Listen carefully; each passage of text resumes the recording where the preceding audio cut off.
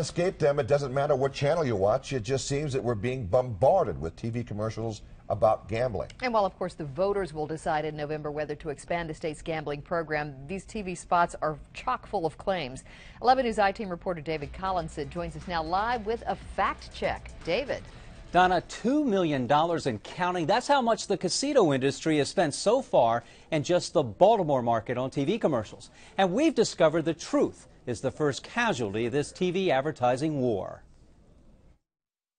Question 7 makes lots of promises. The TV advertising war over expanding casinos in Maryland is costly, contentious, and full of conflicting claims.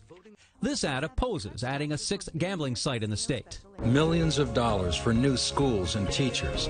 But not really. There's no obligation to actually use revenues in Maryland's classrooms. The claim there's no obligation to actually use revenues in Maryland's classrooms is misleading.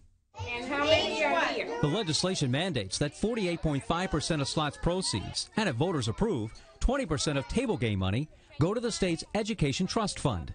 Conceivably, gambling dollars could replace some general fund money earmarked for education, freeing it up to be used for other things. But so far, slots revenues have not met expectations, and state analysts say this is not a budget option in fiscal year 2013.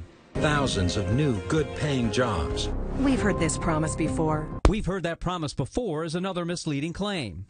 It's actually based on a complaint by minority contractors back in 2008 when National Harbor was being built. The concern had nothing to do with high-paying jobs, but rather the fact that local minority contractors didn't get much of the work. A new world-class resort casino. In this ad supporting expanded gambling, job claims are exaggerated. 4,000 permanent, good-paying jobs when it's done. The Department of Legislative Services estimates a total of 2,240 full and part-time permanent jobs, not 4,000. DLS says 2/3 of them will be held by dealers earning $25 grand. Other so-called back-of-the-house employees may make slightly more. Only 10% of the jobs may be held by supervisors earning $43,000 to $71,000. This casino's in West Virginia. This ad proclaims expanded gaming will save taxpayers money by cutting casino subsidies. This too is misleading. Cutting casino subsidies is a reference to a provision that shifts the responsibility of machine ownership from the state to the casino operators. The expanded gaming bill gives casino operators a tax break, in part, to help them do that.